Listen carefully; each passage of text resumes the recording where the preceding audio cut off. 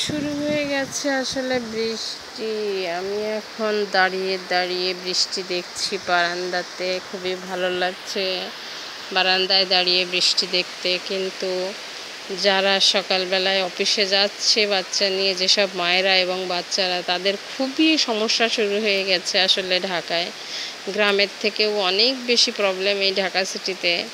নামেই শুধু ঢাকা, আসলে কোনো নাগরিক সুযোগ সুবিধা এই ঢাকাতে নাই। বিশেষ করে রাস্তার অসুবিধাটা সবচেয়ে বেশি।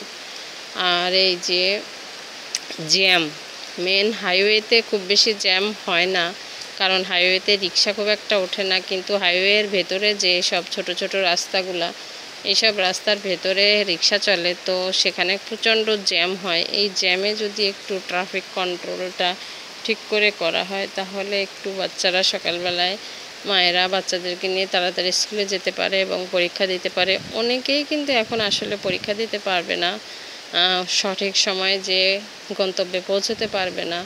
তো আমার একটা অনুরোধ রইল যে সেই সব স্কুল কলেজগামী বাচ্চারা কেউ যদি পরীক্ষায় উপস্থিত না হতে পারে, তা যেন পরবর্তীতে তার পরীক্ষাটা নেওয়া হয় বা তাকে ঢুকতে দেওয়া হয় একটু দেরি হলেও। তো আল্লাহ হাফেজ, আপনারা সবাই ভালো থাকবেন, সুস্থ থাকবেন। আসসালামু আলাইকুম। আর বেশি বেশি করে গাছ লাগাবেন, গাছের পরিচর্যা করবেন, গাছের ডাল মাঝে মধ্যে কেটে দেবেন, তাহলে আর পথচারীদের সমস্যা হবে না। আল্লাহ হাফেজ।